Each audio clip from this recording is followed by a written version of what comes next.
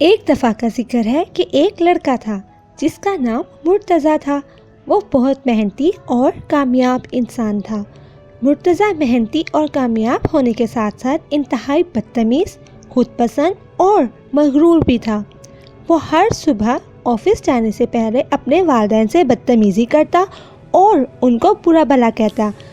اگر اس کے والدین اس کو کچھ سمجھاتے تو وہ ان کی ایک نہ سنتا اور کہتا ان کو کیا علم ہے، یہ کہہ کر وہ آفس چلا جایا کرتا۔ اسی طرح وہ ایک روز آفس گیا تو اس کو پتہ چلا کہ اس کی کمپنی بہت لاس میں ہے اور اس کی کمپنی کو اوورٹیک کر لیا گیا ہے۔ مرتضیٰ بہت پریشان ہوا اور اس کو کچھ سمجھ نہ آئی۔ آہستہ آہستہ مرتضیٰ کے حالات زیادہ خراب ہونا شروع ہو گئی اور وہ کام کی تلاش میں ادھر ادھر جانا شروع ہو گیا۔ مرتضیٰ روز کام کے لیے ادھر ادھر جاتا لیکن کوئی اس کو کام پر نہ رکھتا اور اس کو نکال دیتا۔ مرتضیٰ بہت پریشان جا رہا تھا کہ اس کو راستے میں ایک مسجد نظر آتی ہے۔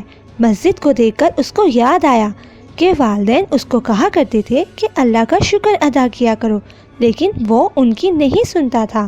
یہ سوچ کر وہ مسجد چلا گیا۔ مسجد میں اس نے نماز ادا کی اور اللہ سے معافی مانگی کہ اللہ مجھے معاف فرما دے، اور اللہ سے دعا کی کہ یا اللہ میری مدد فرما اور مجھ پر اپنی رحمت فرما، آمین۔ دعا مانگ کر وہ مسجد سے چلا گیا۔ وہ واپس اپنے آفس کام کے لیے گیا تو اس کو پتہ چلا کہ اس کی کمپنی کو لاس کی بجائے اب کی بار پروفٹ ہوا ہے اور مرتضیٰ کو اس کی کمپنی واپس مل گئی ہے۔ یہ دیکھ کر وہ بہت خوش ہوا اور اس نے اللہ کا شکر ادا کیا۔